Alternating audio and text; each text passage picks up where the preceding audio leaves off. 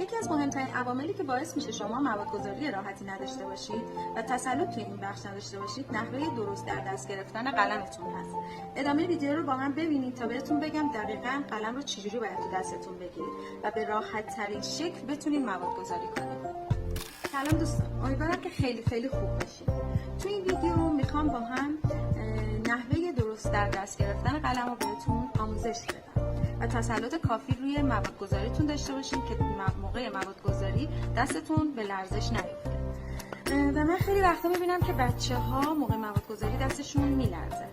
چرا؟ به خاطر اینکه نحوه درست گرفتن قلم خیلی مهمه. خیلی‌ها میان از سطح بالای قلم رو در دست میگیرن یا به این صورت، ولی کاملا قلم رو باید ما به صورت مداد در دستمون بگیریم، یعنی از سطح پایین قلم و یک تکیه‌گاه برای قلممون از اینجای دستمون برای قلم درست کنیم به این حالت، به این صورت، و این کار باعث میشه که ما دیگه دستمون برای کار انجام دادن لرزش نداشته باشه.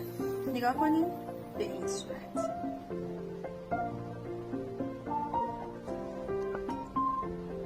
طوری که قلم رو من تو دستم گرفتم و تکیه‌گاه بین دوتا انگشتام و انگشت حلقم روی انگشت وسطم قرار میگیره، باعث میشه که دیگه این قلم تکون نخوره و من خیلی راحت بتونم با موادم بازی کنم روی ناخن و دیگه نیازی نیستش که قلم توی دستم به لرزش بیفته و به خیلی راحت من میتونم به موادگذاریم ادامه بدم و هر شکل و فرمی که بخوام موادم رو بالا ببرم، پایین ببرم و به بغل ببرم.